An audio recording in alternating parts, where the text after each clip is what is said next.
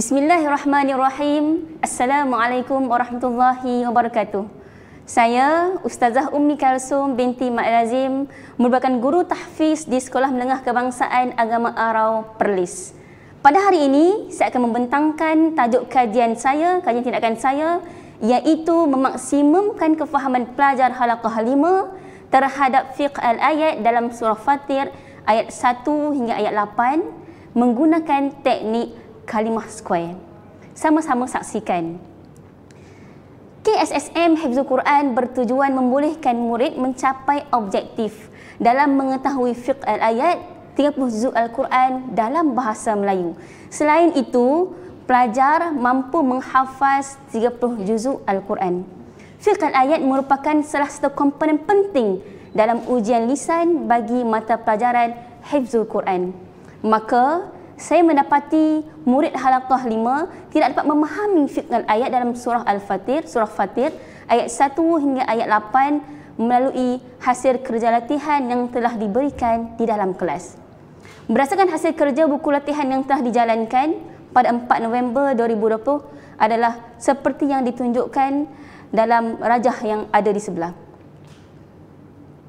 Tujuan kajian ini dijalankan apabila melihat kepada kefahaman pelajar halaqah 5 terhadap fiqh al-ayat dalam surah Fatir yang mana pelajar kurang menguasai kefahaman yang ada dalam ayat 1 hingga ayat 8. Ini disebabkan pelajar kurang berminat dan kurang bersungguh-sungguh untuk memahami ayat 1 hingga ayat 8 dalam surah Fatir.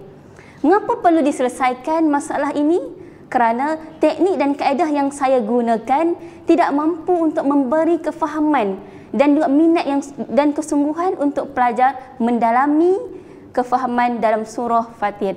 Maka daripada masalah yang ada, intervensi yang saya jalankan, maka terhasillah teknik kalimah square yang mana murid mengesan sendiri dengan guru sebagai pembimbing, dan kaedah ini adalah kaedah yang santai membolehkan murid terus minat dalam memahami kefahaman ayat surah Fatir ayat 1 sampai ayat 8. Objektif kajian ini dijalankan adalah yang pertama, bagi memudahkan proses pengajaran dan pembelajaran dengan menggunakan teknik yang sesuai dan mudah dan betul.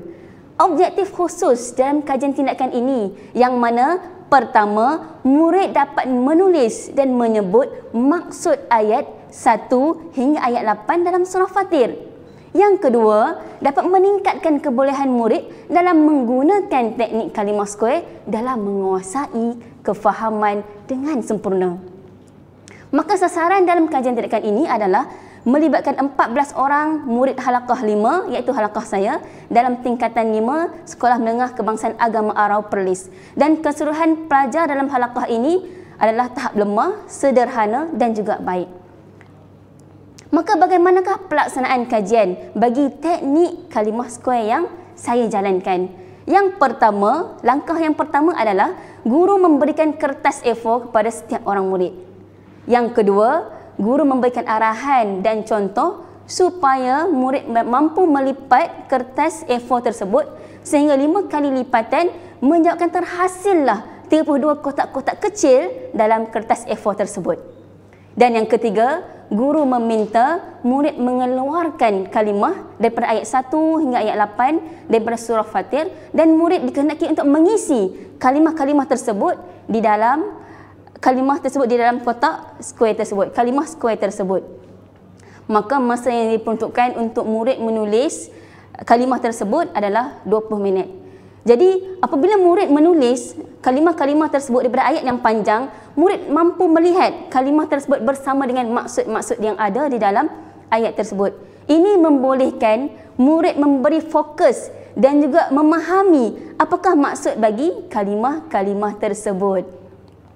Jadi ini adalah salah satu contoh yang mana murid mengeluarkan sendiri kalimah-kalimah berserta dengan maksud ayat tersebut. Jadi masa yang diberikan, murid terus keluar, dan apabila murid keliru dengan maksud tersebut, murid boleh bertanya kepada guru dan guru bertindak sebagai pembimbing dalam kaedah teknik kalimah square. Ini adalah impak yang kita lihat daripada teknik kalimah yang kalimah square yang saya gunakan. Sebelum ini saya melihat pada analisis dokumen yang mana hasil kerja murid yang saya berikan di dalam kelas, murid tidak mampu untuk memberikan maksud kefahaman ayat secara menyeluruh. Mungkin hanya sebahagian saja, inna sesungguhnya, tetapi fatirus samawati wal ard tidak nampak kepada maksud bagi ayat tersebut. Tapi bila murid mampu mengeluarkan, maka as-samawat langit, al-ard bumi. Jadi dia nampak apakah maksud tersebut dan akhirnya disimpulkan dan ditulis semula ayat dan disebut, murid mampu untuk menyebut dan memahami. Maka saya lihat murid sungguh berminat dan merasakan aktiviti yang santai ini memberikan kefahaman yang sangat mendalam dalam surah Fatir ayat 1 hingga ayat 8.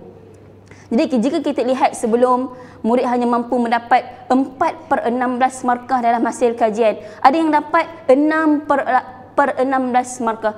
Dan separuh 50% daripada keseluruhan halaqah saya tersebut tidak mampu mencapai markah minimum iaitu 50% dalam hasil kerja latihan murid. Jadi apabila saya melakukan intervensi, melaksanakan teknik kalimah square ini secara berulang-ulang, maka murid merasakan bahawa kalimah ini boleh digunakan dalam surah yang lain, mungkin boleh digunakan dalam ayat yang lain. Jadi impaknya murid berminat dan menyatakan bahawa kalimah tersebut adalah sangat bermanfaat.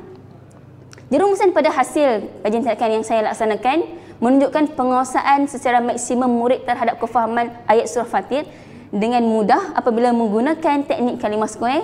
Mereka telah dapat melengkapkan kefahaman ayat dengan baik berdasarkan secara bertulis ataupun secara lisan.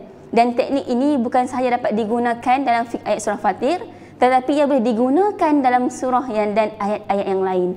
Maka saya mencadangkan supaya kajian yang seterusnya dapat diperhalusi dalam konsep PDPR ataupun secara maya dalam memfokuskan kepada fiqh al-ayat.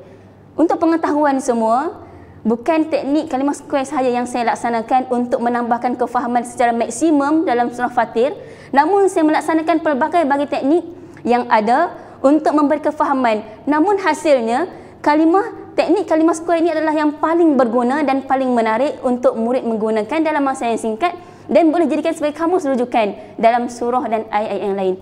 Secara keseluruhannya, murid halaqah 5 berasa begitu menarik dan juga bersungguh-sungguh dan berminat untuk meneruskan lagi menggunakan teknik kalimah square dalam surah dan ayat-ayat yang lain. Ini sangat penting dan berguna bagi seorang penghafaz Quran yang mana KSSM Hifzul Quran adalah untuk melahirkan pelajar yang mampu menghafaz 30 juzuk Al-Quran sekaligus mampu memahami 30 juzuk Al-Quran.